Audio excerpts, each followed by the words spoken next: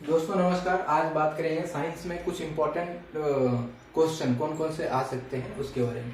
जैसे देखो, पहला जो चैप्टर है आपका, उसमें आप लोग है ना, कोशिश अपन ये कर रहे हैं कि ज्यादा से ज्यादा क्वेश्चन अटेम्प्ट हो सकता है। मोस्ट प्रोबेबिलिटी है कि ये आ सकते हैं क्वेश्चन, है ना। जैसे कॉम्बिनेशन रिएक्शन, डिसोसिएशन रिएक्शन और एक्सोथर्मिक एंडोथर्मिक रिएक्शन के बारे में अच्छे से आपको पता होना चाहिए। ये ज्यादा इंपॉर्टेंट है, बाकी सब इंपॉर्टेंट है एनसीईआरटी, लेकिन उनमें से ज्यादा इंपॉर्टेंट है, रिपीटेड क्वेश्चन है। और उसके बाद बैलेंस करना भी उसमें नहीं छोड़ना है, बैलेंस करना भी है। सेकेंड जो चैप्टर है उसमें आपको याद करना है केमिकल और फिजिकल प्रॉपर्टी जो है किसका, एसिड और बेस का, वो याद रखेंगे। पीएच स्केल के बारे में आपको याद रखना है, पढ़ के जाएंगे। कॉमन सॉल्ट के बारे में, उसका यूजेज, कॉमन सॉल्ट वो 4-5 जो है सबके फॉर्मूला याद कर लेना है, कैसे बनता है, यूजेज। और उसमें इंपॉर्टेंट है न्यूट्रलाइजेशन रिएक्शन, एसिड और बेस मिलता है तो सॉल्ट और वाटर बनाता है, वो वाला। तीसरा चैप्टर जो है आपका, उसमें केमिकल प्रॉपर्टीज मेटल का याद रखना है। केमिकल प्रॉपर्टीज, फिजिकल ज्यादा इंपॉर्टेंट नहीं है, एक बार रीड कर लेना, लेकिन केमिकल प्रॉपर्टीज में भी इंपॉर्टेंट क्या है, मेटल प्लस वाटर या फिर मेटल प्लस एयर वाला याद रखना है। मेटल और वाटर वाला ज्यादा इंपॉर्टेंट है, मेटल और एयर वाला दो याद करके जाएंगे। उसमें फिर एम्फोर्टिक ऑक्साइड भी होता है, जिसका नेचर दोनों चीज होता है, वो एसिडिक और बेसिक वाला। एल्युमिनियम ऑक्साइड और जो होता है एक और होता है, दोनों याद करके जाएंगे। दूसरा होता है आयनिक कंपाउंड। आयनिक कंपाउंड होता क्या है, उसका प्रॉपर्टीज भी याद करके जाएंगे। और उसमें क्या आता है सेकेंड हाफ के बाद, रोस्टिंग। रोस्टिंग क्या होता है, जो सल्फाइड ओर्स होता है उसको ऑक्सीजन के प्रेजेंस में हीट करना। कैल्सिनेशन, कैल्सिनेशन में ऑक्सीजन के अब्सेंस में हीट करते हैं कार्बोनेट ओर्स को। गेंगू क्या होता है, थर्मिक रिएक्शन। थर्मिक रिएक्शन का थर्मिक वेल्डिंग भी आ सकता है, थर्मिक रिएक्शन या फिर थर्मिक वेल्डिंग क्या होता है। उसके बाद देखो एलॉय के बारे में, 3 एलॉय मैं लिख दिया हूं, उनके बारे में आप लोग थोड़ा सा रीडिंग कर लेना। ब्रास जो होता है किसका कॉम्बिनेशन होता है, कॉपर प्लस जिंक का। उसी तरीके से ब्रॉन्ज जो होता है कॉपर प्लस टीन का होता है, एसएन सिंबल लिख दिया हूं।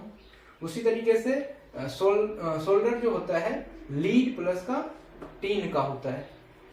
फिर चौथा चैप्टर में आते हैं कोवलेंट बाउंड क्या होता है, वो याद करनी। कार्बन कंपाउंड क्या होता है, उसके पूरा क्लासिफिकेशन के बारे में। हेट्रो एटम क्या होता है, उसका बस सिंबल याद कर लेना पहचानने के लिए। नोमेनक्लेचर तो आएगा एक क्वेश्चन, तो उसके लिए आप लोग ये याद करके जाएंगे। फंक्शनल ग्रुप क्या होता है, उसका डेफिनेशन। आइसोमर क्या होता है, उसका डेफिनेशन याद करना है।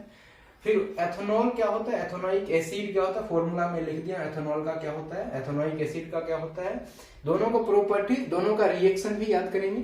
और सोप और डिटर्जेंट इंपॉर्टेंट है, सोप और डिटर्जेंट। फिफ्थ चैप्टर जो है आपका न्यूलैंड्स लॉ, ऑक्टेव का लॉ और मेंडलीव मॉडर्न, तीनों के बारे में। Law Newlands law of Octave जो बोलते हैं उसके बारे में याद करना है थोड़ा बहुत, पहला छोड़ दिया हूं, पहला ज्यादा इंपॉर्टेंट नहीं है। और मेंडलीव और मॉडर्न, इनके एडवांटेज और डिसएडवांटेज। मॉडर्न वाले में तो ज्यादा ही बढ़ जाता है, मोस्ले ने दिया था, हेनरी मोस्ले ने। और उसके जो top to bottom, right to left जाने पर केमिकल प्रॉपर्टीज और फिजिकल प्रॉपर्टीज, ये सब जो चेंजेज हो रहा है वो आपको याद करना है। फिर आते हैं 10th चैप्टर फिजिक्स में, कन्वेक्स और कनकेव मिरर का यूजेज याद करें। रे डायग्राम आपको याद करना है, रे डायग्राम ज्यादा इंपॉर्टेंट है, कनकेव वाला वो याद करेंगे। फिर मिरर फॉर्मूला जो होता है वो इस पे न्यूमेरिकल्स है ना आ सकते हैं। फिर मैग्निफिकेशन का जो फॉर्मूला होता है वो मैं लिख दिया हूं, मिरर का। रिफ्रैक्टिव इंडेक्स जो होता है उसका क्या होता है, उसका फॉर्मूला लिख लेना। मैग्निफिकेशन क्या होता है, वैसे इधर भी मिरर में भी है और लेंस में भी है, दोनों के लिए बहुत इंपॉर्टेंट है। पावर ऑफ लेंस 1 का लिख दिया हूं फॉर्मूला। फोकल लेंथ होता है मीटर में, उसका यूनिट भी डायोप्टर होता है, लिख दिया हूं। अब देखो इसमें जो होता है 11th चैप्टर आपका ह्यूमन आई का डायग्राम, उसके 7-8 आपको पार्ट्स नहीं याद कर लेना, सबका है ना काम भी याद कर लेना। पावर ऑफ एकोमोडेशन क्या होता है वो, उसके बाद डिफेक्ट्स, डिफेक्ट बहुत इंपॉर्टेंट है, रे डायग्राम के साथ याद कर लेना। और उसका करेक्टिव है ना, और causes. Dispersion of light through prism, prism के थ्रू जो डिस्पर्सन होता है उसका कलर पैटर्न पूरा याद करेंगे। फिर एटमॉस्फेरिक रिफ्रैक्शन और उसके कुछ एप्लीकेशन, वो इसमें इंपॉर्टेंट है। फिर आता है 12th चैप्टर जो आपका है करंट से रिलेटेड। करंट वोल्टेज क्या होता है, इसके दोनों के फॉर्मूला। ओम्स लॉ बहुत इंपॉर्टेंट, वीवीआई ओम्स लॉ क्या होता है, इसका रिप्रेजेंटेशन ग्राफ में बनाना। रेजिस्टेंस क्या होता है, उस पर क्या किन चीजों पे डिपेंड करता है वो चीज। Heating effect of electric current, वो भी इसका एप्लीकेशन भी है। फिर आता है आपका पावर। पावर पी जो होता है वी आई बराबर है ना, वी आई बराबर पी पावर, वो फॉर्मूला। फिर आता है न्यूमेरिकल। अगर बात करें इस चैप्टर में न्यूमेरिकल कहाँ कहाँ से आ सकता है, देखो एक तो कोस्ट निकालना, कोस्ट निकाला ना कि इतना फ्रीज है, इतना घंटे ऑपरेट हो रहा है, तो इतने रेट से कितने चार्ज होगा, वो एक ओम्स लॉ से भी आ सकते हैं, जूल्स लॉ पे भी आ सकता है। V equal to I R हो गया, H equal to I A square R T हो गया। रेजिस्टेंस से भी आ सकते हैं न्यूमेरिकल्स, और पावर से भी आ सकते हैं। तो ये चांसेस है, यहाँ से एक एक न्यूमेरिकल आप जरूर करके जाओ।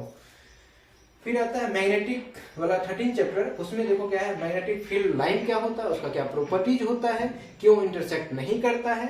फिर फ्लेमिंग के राइट और लेफ्ट रूल जो है वो भी याद करेंगे, और उसके साथ राइट हैंड थंब रूल जो होता है वो भी आप लोग याद करेंगे। स्प्लिट रिंग का फंक्शन क्या होता है वो भी बहुत जरूरी है। और मोटर होता है क्या है, इंट्रोडक्शन याद कर लेना, डायग्राम याद कर लेना। फिर आता है इलेक्ट्रोमैग्नेटिक इंडक्शन। जनरेटर के केस में ये प्रिंसिपल होता है, उसके बारे में डेफिनेशन याद कर लेना आप लोग। फिर आता है ओवरलोडिंग।